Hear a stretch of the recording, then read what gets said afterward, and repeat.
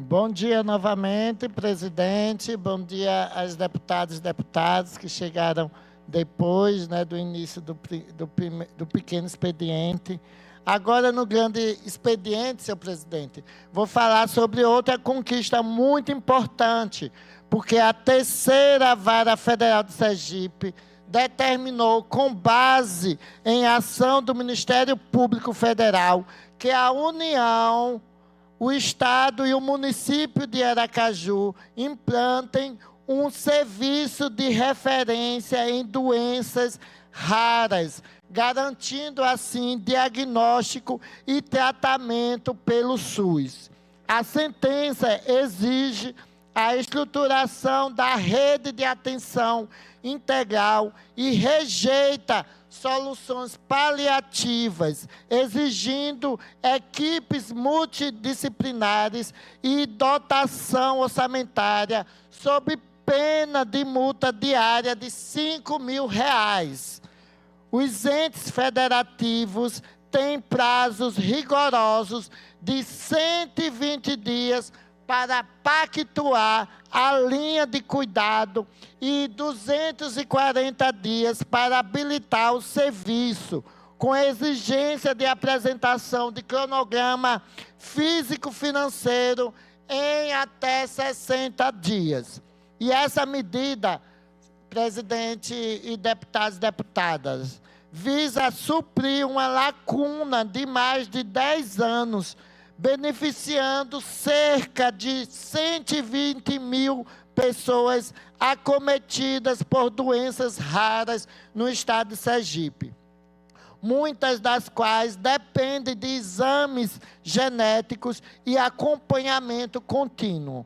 Esta decisão, deputada Lidiane, põe fim ao abandono assistencial que forçava famílias a buscar atendimento fora do Estado, atendendo ao pleito da Associação Sergipana de Pessoas com Doenças Raras, que aproveito para parabenizar pela iniciativa, a importância da auto-organização, dos movimentos sociais, seja aqueles que lutam pelo direito à saúde, seja dos direitos humanos, como Daniel, que faz parte da Amucertrans, a importância dessas associações e da auto-organizações dos movimentos sociais. E nossa mandata apoia a iniciativa da associação e vale lembrar que nesta casa defendemos que o orçamento do Estado já fosse remanejado para que uma parte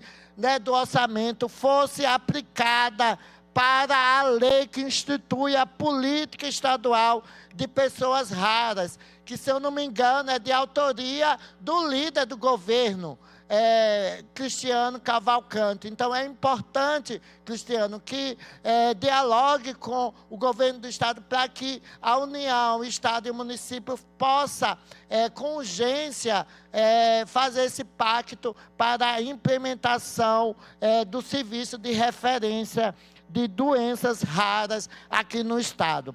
E nossa mandata está de olho e acompanharemos o cumprimento estrito desses prazos, assegurando que o direito à saúde seja garantido com a dignidade que a população sergipana merece. Então, toda a minha solidariedade à Associação Sergipana de Pessoas com Doenças Raras, parabenizar pela coragem de acionar, de buscar um direito que é um direito constitucional que todas as pessoas têm, que é a saúde e ter um atendimento, nesse caso, especializado.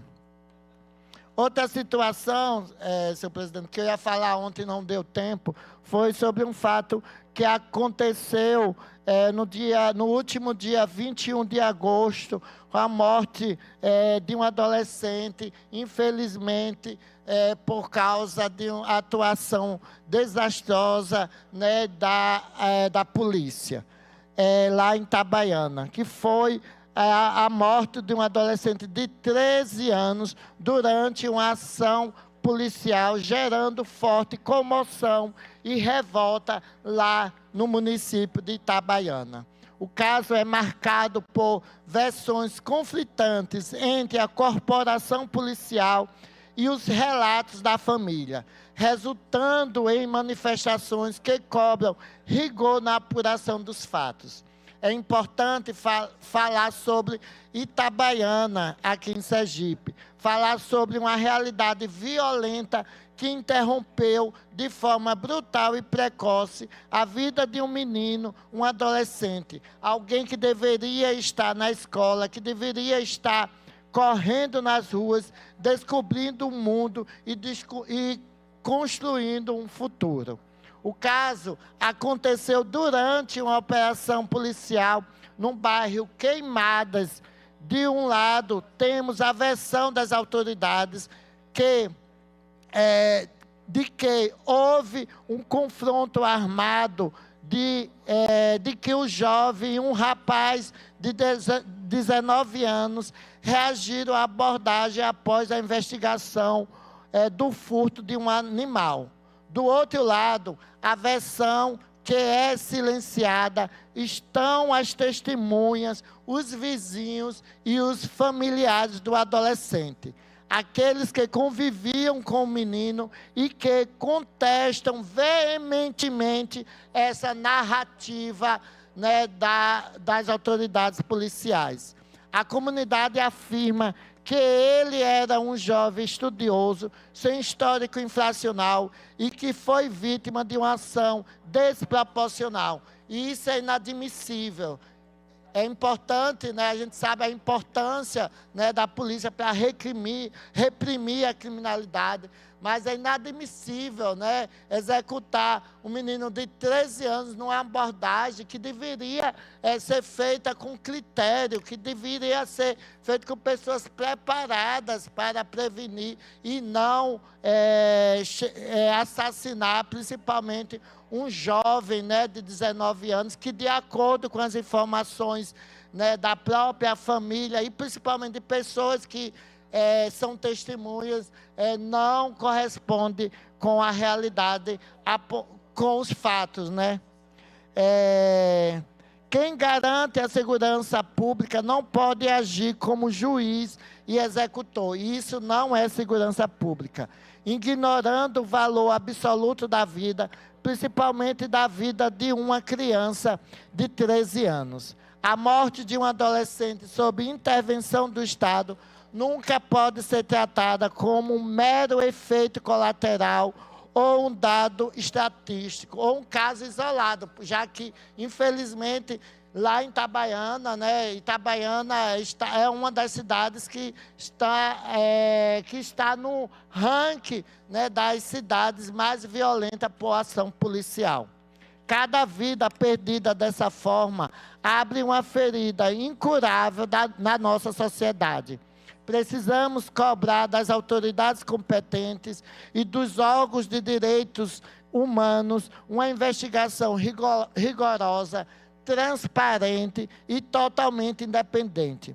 Queremos respostas objetivas. A comunidade de Itabaiana e a família desse jovem merecem saber exatamente o que realmente aconteceu naquela manhã de 21 de agosto. Não podemos aceitar a normalização da violência que silencia a nossa juventude periférica. Que a memória desse adolescente seja honrada, não com esquecimento, mas com a busca incansável pela verdade, pela justiça e também que a família, né, e as testemunhas sejam escutadas e possam contribuir para a transparência de tudo que aconteceu. Então, toda a solidariedade aos familiares, à comunidade, né, de Itabaiana, que pelas notícias, né, está indignada com esse fato. Por fim, senhor presidente, esta semana protocolamos uma indicação e encaminhamos um ofício ao Corpo de Bombeiros Militares de Sergipe, solicitando providências imediatas para o reforço da prevenção de afogamentos e a proteção da vida lá na Praia dos Artistas, aqui em Aracaju. Entre as medidas que propomos, destacamos o reforço urgente do uso de mais placas de sinalização com a proibição de banho, a implantação de um posto fixo ou estrutura permanente de monitoramento na região e a realização de campanhas educativas intensas para conscientizar a população e os turistas sobre os graves riscos existentes naquele local e outros locais de banho ali, nessa região. E essa iniciativa, senhor presidente, foi motivada pelos trágicos incidentes amplamente noticiados ao longo deste mês, que voltaram a evidenciar de forma dolorosa a necessidade de fortalecer as ações de prevenção, orientação e monitoramento para evitar que novas famílias percam entes queridos, como ocorreu no início do mês com a família de um jovem que perdeu a vida após desaparecer nas águas da Praia dos Artistas.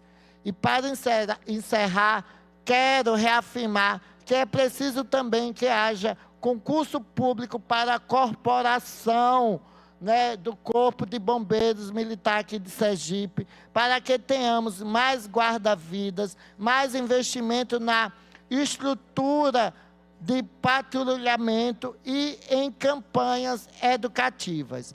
É preciso que haja continuidade e maior orçamento para que os bombeiros possam ajudar a nossa sociedade, evitando tragédias como aconteceram recentemente. E a nossa mandata segue atenta às necessidades e ao bem-estar da população, cobrando do Estado o devido investimento nos equipamentos públicos e combate a esta visão de que fazer concurso público e investir em equipamento e na prevenção a tragédias é gastos. Não, é investimento. Concurso público fortalece os serviços públicos, principalmente serviços públicos tão importantes como a do Corpo de Bombeiros do Estado de Sergipe. Então, espero que tanta nossa indicação e nossos ofícios sejam atendidos e que a corporação possa realizar medidas para prevenir outros acidentes, outras tragédias como essa. É isso, senhor presidente. Muito obrigada. Amanhã estarei aqui novamente com outros assuntos.